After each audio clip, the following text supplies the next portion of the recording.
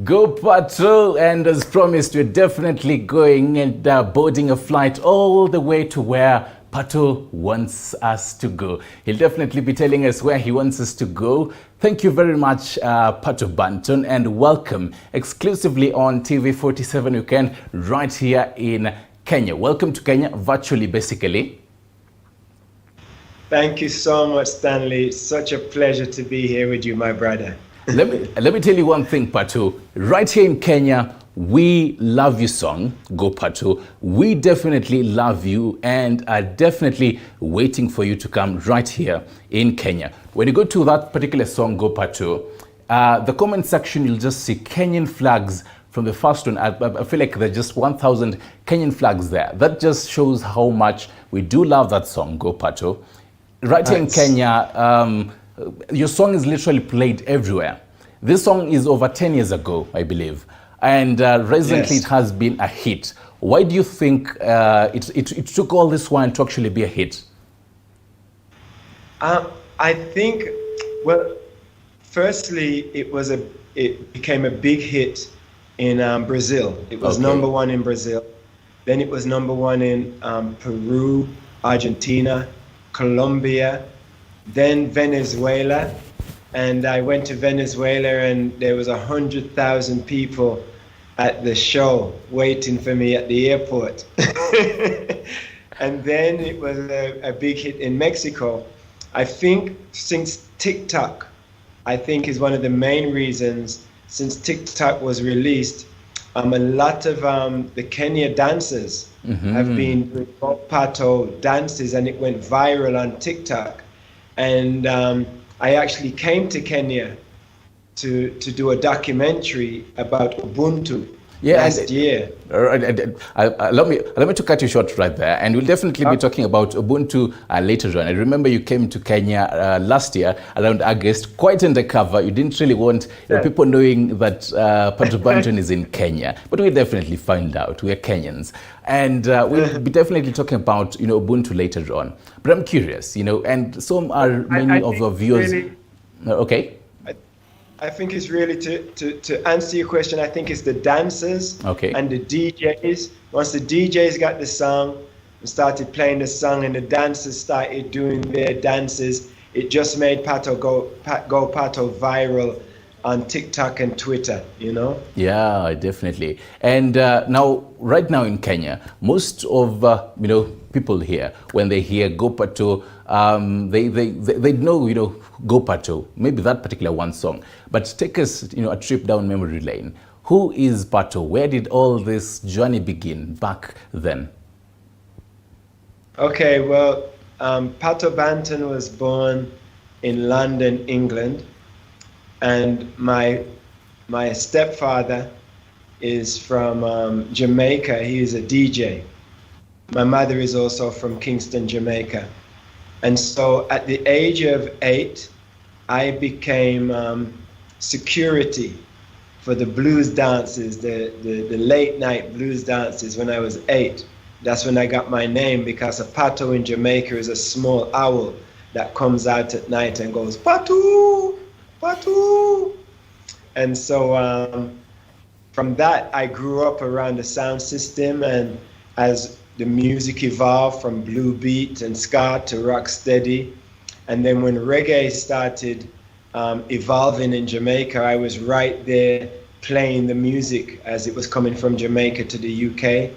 And Uri, Iri, Dillinger, Trinity, Yellowman, Eka Mouse, the list goes on. They were always inspiring me until I started picking up the microphone myself at the age of 15. And then I started entering talent contests, and I became the #1 MC in my city for 7 years in a row. Okay. So that particular, the whole journey so far, and I'm actually looking at some particular comments here. They're coming in, a lot of them, and somebody asks here, are you going to ever do a remix of the Go Pato, now in the Kenyan and African version of it? Yes, I've been thinking about it. I like the Afrobeat rhythms. I've been experimenting with that, but maybe I could when I come to Kenya, I can do the remix with a producer there and get some of the dancers all together, to create a new video too. That would be very beautiful. Right. Now, before you actually do that, I believe you love challenges, right? So here's a short challenge for you. The Go Pato was a whole American, dedication for it. So now for the African bit, I don't know how many countries in Africa, but then a freestyle of the same, but then now you mentioning countries in Africa. Can you do that for us? Wow. A freestyle right of it, now? just something easy for you. Right now? Yeah, right now. Oh, wow. I have been thinking about one day doing a song where I mention all the African countries, but I've never thought about freestyling. I could give it a try. Please do. We're actually waiting for that. Go Pato, everybody tell it. No, actually, this is the idea I have. Okay. United States of Africa. United States of Africa, mama. Mama, United States of Africa, mama. Mama Africa, United States of Africa. Calling on Ghana, calling on Kenya, South Africa, Zimbabwe, calling on Congo, calling on Sierra Leone. Me say all over Africa, go Pato. Everybody telling me to go Pato. I love that. I feel like right here we definitely had that particular bit. And is that going to be now on the whole African version of it? Yes. I've been thinking about doing this song called United States of Africa because I really believe that it's time for Africa to come together and unite, and become one nation, united with one currency, move towards one language, not to take away people's culture or identity, but, for everybody to be able to communicate and to make Africa one family, So I would like to do this song and mention all of the countries with respect to all of the African countries. That's a beautiful thing to hear. Which of all the countries in Africa, which particular country will you ever love to reside in? Or to live in? Yeah. Wow. Well, the country that I know the most, which I've been to the most, is Ghana. Okay. And I really love Ghana. Okay. I haven't had a chance to fully experience Kenya, and that's why when I come over, I want to spend time and visit different cities and get to know the people. I have some good friends from Kenya, especially my brother. His name is Oneko Arika. No, and he played percussion in my band. Okay. I was low key expecting you to say Kenya #1, but anyway, we'll definitely have that. Now that you mentioned, you coming to Kenya, kindly tell us, when are you coming to Kenya? We are really waiting for you to come to Kenya. When are you coming to Kenya, and how many days? How is the itinerary looking like? Well, at the moment, I posted my dream tour of Kenya, and also because of 20 different promoters have approached me so far asking if they could be involved in the tour. And so we're planning to come in July, on the 20th of July. And our dream is to go to Nairobi, then to Mombasa, then Diani Beach, then Meru, Nakuru, Eldoret. Oh my goodness, okay.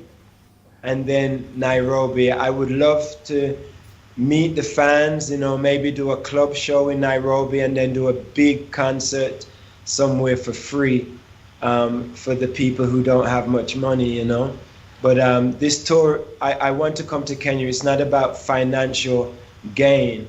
It's really about coming and showing the people my appreciation for the love and support that they have shown me and my song. Right. Is there a specific Kenyan reggae artist that you've always wanted to work with? Not really. Not that I can say that, you know, somebody that, you know, I'm aware of fully. Okay. You know, but when I get there, you know I'm going to meet a lot of them. I've already had one artist send me some music, asking me to do a song with him. So I'm going to be working on that soon too. So, you know, please tell the Kenyan artists, you know, anyone that wants to work with me, it's very easy to find me. My website is officialpatobanton.com. You can get me mostly on Facebook, but I answer my messages, you know, and I would love to meet and collaborate with the artists in Kenya. You know, I've had a great opportunity to collaborate with Steel Pulse, with UB40. Yeah. I've done 2 collaborations with Sting. You know, I've collaborated with over 100 artists around the world.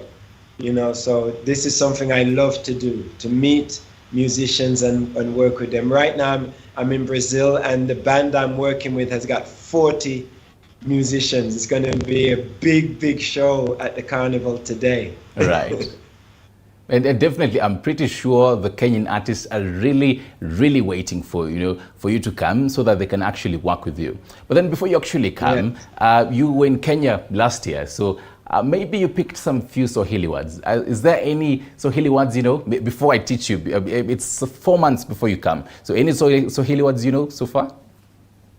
No. None? None.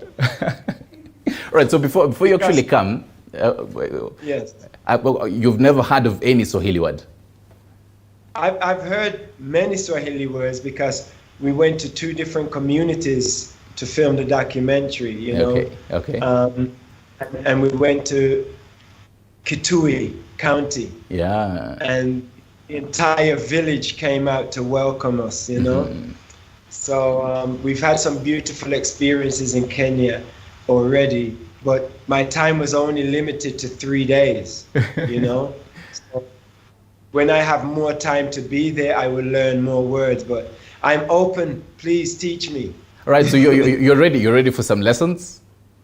Yes. Right, so number 1, I want you to repeat this. Mambo yamechemka. Mambo yamechemka. Mambo yamechemka. Mambo yamechemka. I mean, that's a try. I mean, that's definitely a try. So that means... Say it one more time. Say it one more time. Sorry? Say it one more time. Mambo yamechemka.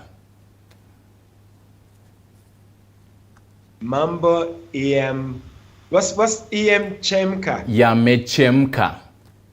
Yamechemka. Okay. Mambo yamechemka. I feel like that's a whole trial. So if Kenyans, and you can correct me if I'm wrong, Mambo yamechemka basically means things are really getting heated here. So we normally use it if, for example, in a whole scenario where maybe things just really get heated quite fast, and you're not really expecting it. Maybe people are having a conversation, and people started arguing, and so we'd say Mambo yamechemka. Mambo yamechemka. Yes, definitely. And now, I believe you're also going to be coming to Kenya with your wife, Antoinette. Yes. Yes. So in Kenya, when you're going to be with Antoinette right here in Kenya, you can introduce her and say, "Hii ni mali safi." Hey, say one more time. Hii ni mali safi. Hii ni mali safi. That's you're a quick learner. I love that you're a quick learner. Nice. Right, so I will be learning. When I'm there, I will be learning. All right, and in the next 4 months, you'll probably have a whole Kenyan name. I feel like maybe in the top of my mind, maybe I can give you a Kamau. Maybe I feel like you look like a Kamau. Nice. What? What tribe are you? Or me, I come from the Kisii part of Kenya. Okay, Yeah. nice. How do I say greetings, my family? In Swahili or in my tribe? In your tribe. In my tribe. Now, that is a whole challenge because I am one of those who... All right, I can try. And Kisi's out there. Don't really stone me for this. Greetings, my family. Right. Wow. Okay, there's Wakire. Wakire. And then there's... that's good morning. And then there's Boirire. That's good evening. And how do I say in Swahili? Greetings, my family in Swahili. Greetings, my family in Swahili. Habari yangu familia. Habari yako familia, sorry. Or habari zenu familia yangu. One more time. Habari zenu familia yangu. Wow, abizenia familiare. All right, so I feel like we can go long and long talking about and me giving you some Swahili topics. But then I want us to get into some serious stuff. Back in the 1990s, you enjoyed the whole success in the UK and the US charts. But then it reached a point and you felt like these were miserable moments for you. Over 20 years later, do you feel like the music industry has so far changed? There's no more corruption. What do you think? Ooh, I think the good thing now is that an artist can be successful without the pressure of a major record label, because there are so many avenues available to artists now where they can promote themselves, where they can record in a studio just on their laptop. When I was young, you had to go to a big studio, spend lots of money because there was only a few good engineers and producers. Now young people can learn how to make their own beats, make their own music very simply, and then they can put it into the media on YouTube, on Twitter, WhatsApp, Facebook, anywhere they want. There's CD Baby, there's so many different places now where, people can put their music and get it heard around the world. So it's a very different situation now where artists can control their music without having to get involved in the corruption of the industry. There's still some issues. Once you have become successful, then you have to deal with promoters and different agencies that venues, and sometimes the people there don't want to pay you your money. So, that's when you need to be very, very intelligent about how you work with promoters and venues. Right. And have either a good management or you manage yourself very wisely. Right. And speaking of which has been your worst experience with working with promoters and all that? My worst experience was actually here in Brazil. Uh-huh.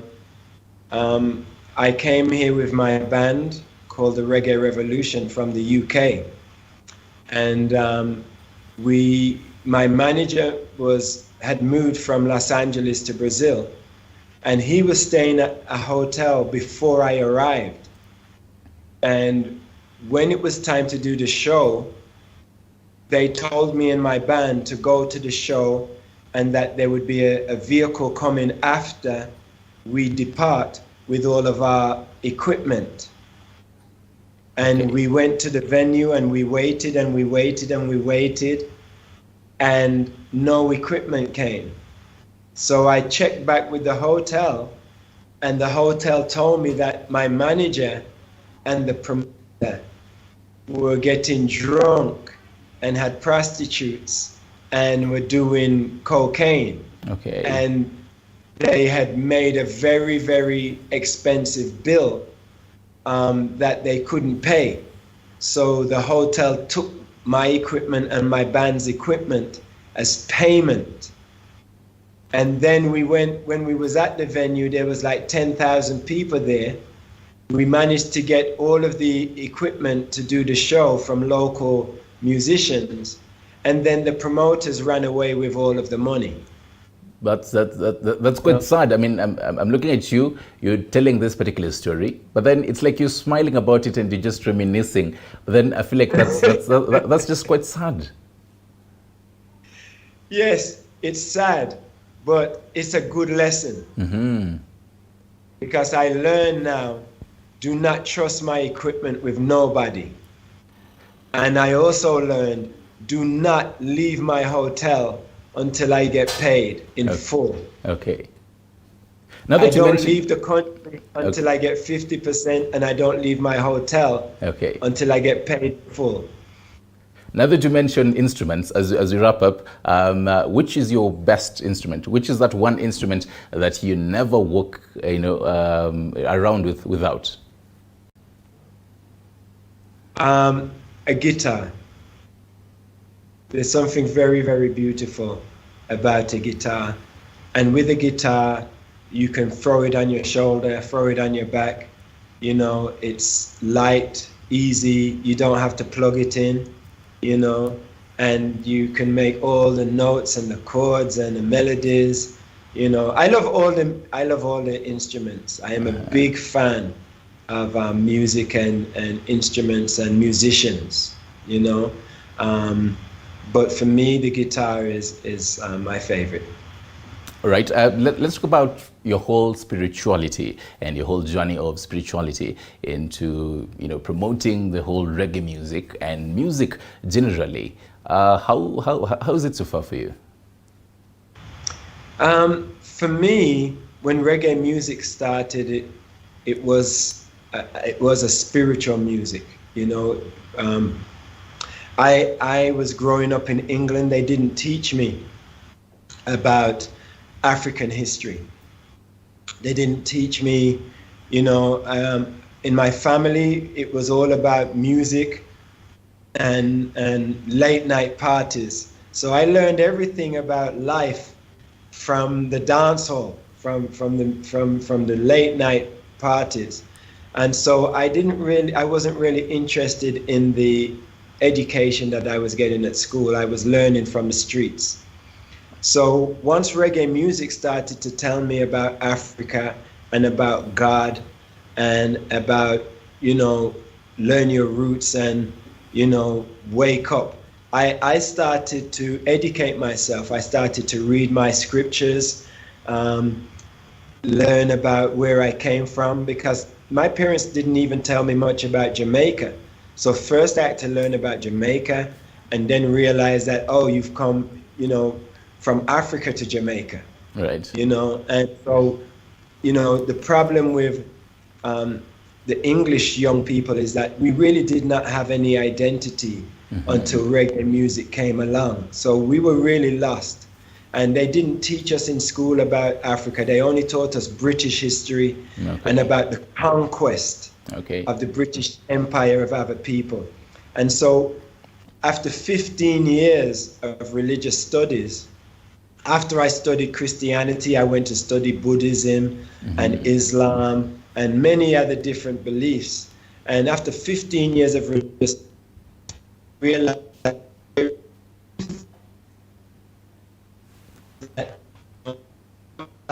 God, all I have to do is really, have a relationship with God. And I love everybody, no matter what religion they have. I respect them, So for me right now, spirituality is a direct communication with God. All right. I definitely love to hear that. Now, the last question before we go back into some Pato music. Your dad was a DJ, and I definitely know he used to play some Bob Marley tunes. Which is your favorite Bob Marley? And you can sing for us a freestyle of it, just a little tiny bit of it, as we get into some Pato. All right. Yeah. one of my favorite songs is Jammin', and another one, Redemption Song. Can you sing it for us? Just a small bit of it. Which one you prefer me to sing? I'm literally, because I do love both of those songs. I do love Redemption. All right. I feel like we can go with let's go with Jamming right now. All right. Doop dap dap dap dap ba dap da da da da da da dap. Ooh yeah, we jamming da da da dap da da. I wanna jam it with you. Yeah, we jamming bap bap dap ba dap. I hope you like jamming too. Mr. No bully can stop us now. We neither beg, no, we won't bow. Neither can be bought nor sold. No, Jah know we live the right. Jah children must unite to keep you satisfied. Ooh yeah, we jamming, bap bap bap ba dap. I wanna jam it with you. Yeah, we jamming, bap bap bap ba dap. I hope you like jamming too. Wow. I definitely miss listening to all those Bob Marley songs. And now let's get, before we actually get into, singing the whole Go Pato and finalizing all that, your last words to your fans and to everyone who's watching right now, your last words as we wrap up. My last words to my fans, especially in Kenya, is thank you for the love and support. Thank you for all the dancing and all the DJs and all the messages, all the requests for me to come to Kenya. You make me feel as though Kenya is my home. Okay. And I want to say thank you. Okay. Let me also do my last words to everyone who's made this particular bulletin and this particular interview possible. Director Inonda and camera on Matters camera.